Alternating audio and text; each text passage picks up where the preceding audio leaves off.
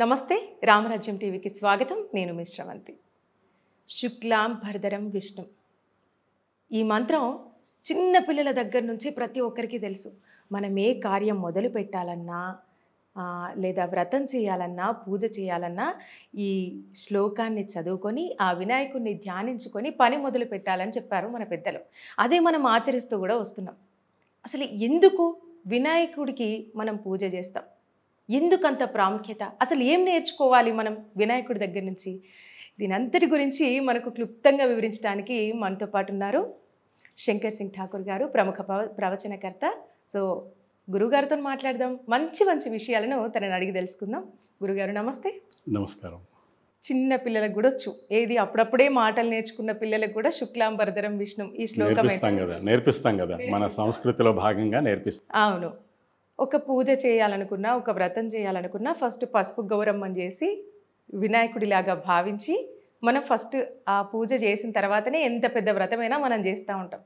కళ్యాణమైన అంటే మామూలుగా మనం అంటే దేవుడి కళ్యాణమైన దైవిక కార్యక్రమం ఏదైనా సరే ముందు వినాయకుడు అగ్రపూజ్యుడు. అవును అంటారు. అసలు ఎందుకు అంత ప్రాముఖ్యత? ఎందుకు అంటే ఇందులో చాలా విషయాలు ఉన్నాయమ్మా. ఒక అర్థం ప్రకారం ఏంటంటే వినాయకుడు ఆధ్యాత్మిక తాత్విక జ్ఞానానికి ద్వారం లాంటివాడు. వినాయకుడు మనం ఆ ద్వారాన్ని దాటాలి అంటే ఆ వినాయకుడిని మనం ప్రసన్నం చేసుకోవాలి. ఇది అన్నిటికన్నా ముఖ్యమైన కారణం. ఇక తర్వాత పురాణపరంగా చూసినట్లయితే మనకి పార్వతీదేవి తన కుమారుడి యొక్క బాధని చూసి ఆ సందర్భంగా దేవతల్ని అందరినీ గట్టిగా ఆదేశిస్తుంది. ఎవరు ఏ వ్రతం చేసుకున్నా, ఏ పుణ్యకార్యం చేసినా, ఏ యాత్ర చేసినా, ఏదైనా యజ్ఞం యాగాదులు క్రతువులు ఏం చేసినా సరే నా యొక్క బిడ్డని ముందు పూజించిన తర్వాతే మీరు మిగతావి చేయాలి అని ఆ ఆదేశానుసారమే అందరూ కూడా వినాయకుడిని పూజిస్తారు. అంటే వినాయకుడి బాధ అంటే ఎప్పుడైతే పార్వతీదేవి చంద్రుడు అది కాదు. చంద్రుడు దృష్టి పెట్టినప్పుడు వినాయకుడికి చాలా ఇబ్బంది కలుగుతుంది. అప్పుడు ఆ సందర్భంలో వచ్చినటువంటిది ఇది. అంటే ఇది పురాణపురోక్తం. చంద్రుడు అంటే ఇప్పుడు చవితినాటి చంద్రుడు మోహకారకుడు, శృంగార రసావిష్కరణ చేసేవాడు. వాటి నుంచి దూరంగా ఉంచటం కోసం ఆధ్యాత్మిక భావ సంపదనే మనుషులకి ఇవ్వాలి అనే ఉద్దేశంతో ఆ చంద్రుడిని ఆ రోజు దూరం పెట్టండి అంటారు. ఇది అసలు విషయం. అందుకే నీ ముఖం చూస్తే పాపాలు తగులుతాయిరా అంటారు. పాపం అంటే ఏంటి? పాపము అంటే దుఃఖము. పాపము అంటే మనం చేసిన నేరం డిపాజిట్ అయ్యి ఎక్కడో రాసి పెట్టడం కాదు. పాపము అంటే దుఃఖము. నీకు దుఃఖం కలుగుతుంది అని అర్థం. పాపం అంటే దుఃఖం, పుణ్యం అంటే సుఖం. ఇది అసలు అర్థాలు. అయితే ఫస్ట్ మనం వినాయకుడి పూజా విధానం మనం చూసుకున్నట్టయితే వినాయకుడికి గరిక అంటే ఎక్కువ ఇష్టం అని, అంటే మామూలుగా గడ్డి పోస అని చాలా చులకనగా తీసేస్తారు. కానీ అంత చులకనగా చూసేటువంటి గరిక పోస వినాయకుడికి చాలా ఇష్టం. అంతేకాకుండా వినాయకుడికి నవరాత్రాలు మనం పూజలు చేసినప్పుడు 21 రకాల పత్రాలు తీసుకొచ్చి దేవుడి దగ్గర పెట్టి పూజ చేస్తూ ఉంటాం. అసలు ఎందుకు వినాయకుడికి గరిక అన్నారు కదా? ఒక్క వినాయకుడే కాదు, మనం ఏ పూజ చేసినా గరికని వాడతాం.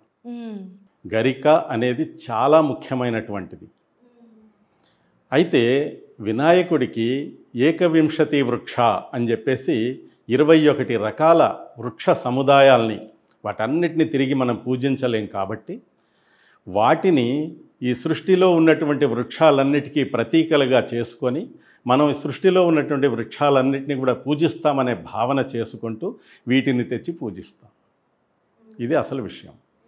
అయితే ఇందులో అన్నిటికన్నా చిన్నదై ఉన్నటువంటి గరిక దగ్గర నుంచి తర్వాత తులసి, తర్వాత ఆర్క వృక్షం జిల్లేడు, ఆ తర్వాత క్రమంగా మనకి మారేడు, మామిడి, తర్వాత మనకి రావి, ఇలాంటివన్నీ వస్తాయి. మొత్తం 27. అంటే మనకి ఎక్కడైనా తెలుస్తుంది 27 ఆ లిస్ట్ ఉంది. ఇదంతా ఎందుకు చేస్తున్నారంటే ఇందులో కొన్ని తీగజాతివి ఉన్నాయి, కొన్ని మహావృక్షాలు ఉన్నాయి, కొన్ని గరిక లాంటివి ఉన్నాయి, చిన్నవి ఉన్నాయి, కొన్ని ఔషధీయుక్తమైనవి ఉన్నాయి, కొన్ని ఫలాలు ఇచ్చేవి ఉన్నాయి, కొన్ని పుష్పాలు ఇచ్చేవి ఉన్నాయి. అంటే సమస్త వృక్ష సంపదని మనం పూజిస్తున్నాం అని దీని అర్థం. అలాగే ఎలుక నుంచి ఏనుగు వరకు మధ్యలో మానవాకారం, అంటే సమస్త జంతుజాలాన్ని కూడా మనం పూజిస్తున్నాం అని భావన చేస్తాం. భావజాలము కాదు, భావ సంపద. ఇది గుర్తుపెట్టుకోవాలి. అయితే గురువుగారు, ఇప్పుడు మీరు ఇందాక చెప్పిన దాంట్లోనే నాకు ఒక ప్రశ్న. ఓకే. ఇప్పుడు మనకి ఎంతోమంది హిందూ దేవతలు ఉన్నారు, చాలామంది దేవుళ్ళు దేవతలు, కొన్ని కోట్ల మంది దేవతలు ఉన్నారు మనకి. ఇందులో అన్ని దేవుళ్ళ కంటే భిన్నమైన ఆకారం వినాయకుడిది. అవును. మరి వాళ్ళ తండ్రి విశ్వానికే దేవుడు, విశ్వం అంతా తన చేతిలోనే ఉంది. అంటే శివుడు అనుకుంటే ఏ విధంగా అయినా రూపాన్ని ఇవ్వగలడు. కానీ వినాయకుడి ఆకారం అంటే బొజ్జ గణపయ్య అని, లంబోదరుడు అని, ఈ విధంగా పేర్లు పెట్టి మనం పిలుచుకుంటూ ఉంటాం ముద్దుగా. అసలు ఎందుకు తన రూపాన్ని బట్టి మనం ఏం అర్థం చేసుకోవాలి? వినాయకుడి యొక్క బొజ్జ ఏదైతే ఉంటుందో, గుండ్రంగా పెద్దది ఏదైతే ఉంటుందో, అది భూమికి సంకేతం. ఓ. అంతేకాదు, ఆయనకి 4 చేతులు ఉంటాయి.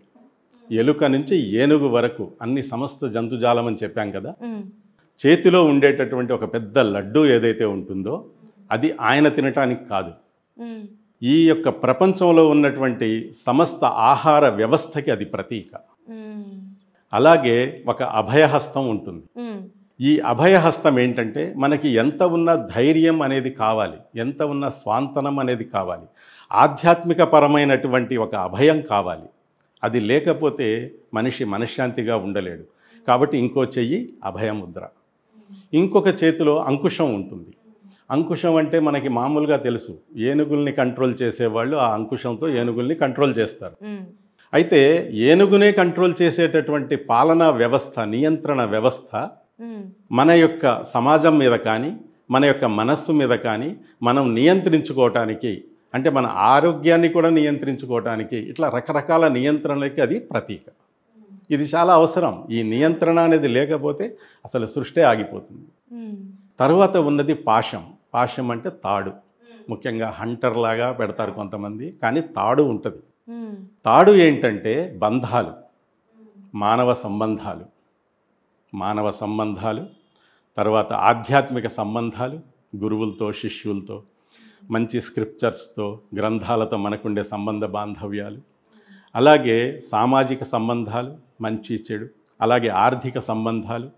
ఈ యొక్క సంబంధాలన్నిటికీ కూడా, ఈ సంబంధం అనేది లేకుండా సృష్టి లేదు. సూర్యుడికి భూమికి ఉన్న సంబంధంతోనే ఈ భూమి ఇలా చరించగలుగుతుంది, లేకపోతే చరించదు. అంటే ప్రతి చోట ఒక కణానికి ఇంకో కణానికి మధ్య కూడా ఏ సంబంధం లేకపోతే రెండు విడివిడిగా అయిపోతే మనం ఒక పౌడర్ లాగా తయారైపోతాం. అంటే బంధం అనేది అంత గొప్పది. ఒక చిన్న కణం దగ్గర నుంచి సూర్యుడు, భూమి, గ్రహాల వరకు కూడా వెళితే ప్రతి చోట బంధం అనేది ఉంది. ఆ బంధానికి ప్రతీక వినాయకుడి చేతిలో ఉండే తాడు. మరి తాడేం చేస్తుంది అంటే, తాడు ఒకటి కన్నా ఎక్కువ వాటిని కట్టగలుగుతుంది కదా. తాడు యొక్క ఉద్దేశమే అది కదా. అవునవునవును.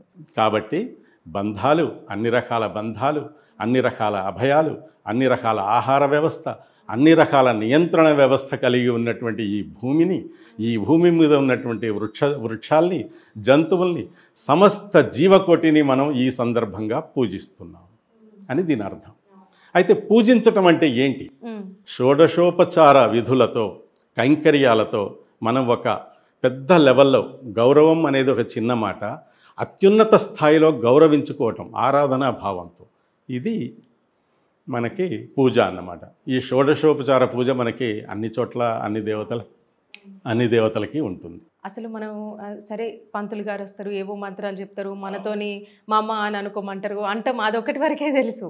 వినాయకుడిని మొదట పూజించాలి ఇంతవరకే తెలుసు. కానీ ఎందుకు పూజించాలి, ఎందుకంత ప్రాముఖ్యత, ఎందుకంత విశిష్టత అనేది ఇప్పుడు మీరు చెప్పేదాకా. మనిషి విశ్వము, ఆయన భగవద్గీతలో శ్రీకృష్ణుడు ఏమంటాడంటే, నిన్ను నువ్వు విశ్వంగా భావించు, నిన్ను నువ్వు ప్రతి జీవిలోనూ ఐడెంటిఫై అవ్వు, నిన్ను నువ్వు అందరితో, అన్నిటినీ నీలో చూసుకో, నువ్వు అందరిలోనూ చూసుకో నిన్ను నువ్వు అంటాడు. అంటే దీని అర్థం ఏమిటి? మిగతా సంస్కృతుల్లో, సాంప్రదాయాల్లో దేవుడు, భక్తుడు ఇదంతా వేరు ఉంటుంది. శ్రీకృష్ణుడి ఉద్దేశం ఏంటంటే, మీరందరూ నాలాగా సర్వజ్ఞులు కావాలి, అందుకే ఇదంతా చెప్తున్నాను అనేది. అంత గొప్ప, అంటే ఇక్కడ దేవుడికి భక్తుడికి తేడా లేదు, అభేద్యం ఉంటుందన్నమాట. అభేద భావాన్ని తీసుకొచ్చి ఆ శ్రీకృష్ణ పరమాత్ముడు అంత మహోన్నతమైన భగవద్గీత చెప్పాడు. ఇప్పుడు ఈ విశ్వం మొత్తాన్ని మనం ఎందుకు పూజించాలి అంటే కారణం ఇదే. మనం విశ్వంలో ఇంకా చెప్పాలంటే తాత్వికంగా ఈ విశ్వంలో మనం పుట్టక ముందు ఈ విశ్వంలో రకరకాల స్థలాల నుండి రకరకాలుగా పరమాణువులు ఒక చోటకి చేరితే మనం ఆవిర్భవించాం. మరణాంతరం మళ్ళీ ఈ పరమాణువులన్నీ ఎక్కడికెక్కడికో వెళ్ళిపోతాయి. మనకి సంబంధమే ఉండదు, మన అస్తిత్వమే ఉండదు. అందుకే ఈ విశ్వానికి మనకి సంబంధం ఉంది. ఎలాగూ దీని మీద బతుకుతున్నాం. ఈ వృక్షాలు లేకపోతే మనం బతకలేం, ఈ జంతువులు లేకపోతే మనం బతకలేం, ఈ బంధాలు లేకపోతే మనం బతకలేం. ఈ ఆలోచన విధానం ముందు చేసుకుంటేనే ఆ తర్వాత వచ్చే వ్రతాలు కానీ, యజ్ఞాలు కానీ, యాగాలు కానీ, క్రతువులు కానీ మీరు చక్కగా చేసుకోవచ్చు అనేటటువంటి ఉద్దేశంతో వినాయకుడిని ముందు పూజించండి బాబు అంటున్నారు. ఇది అసలు విషయం. ఇది చాలా మందికి తెలీదు, మీరు చెప్పిన తర్వాత నాకు తెలీదు. అందుకని నేనేమంటానంటే ఇలాంటివి ఇంకా చాలా చెప్పుకుందాం.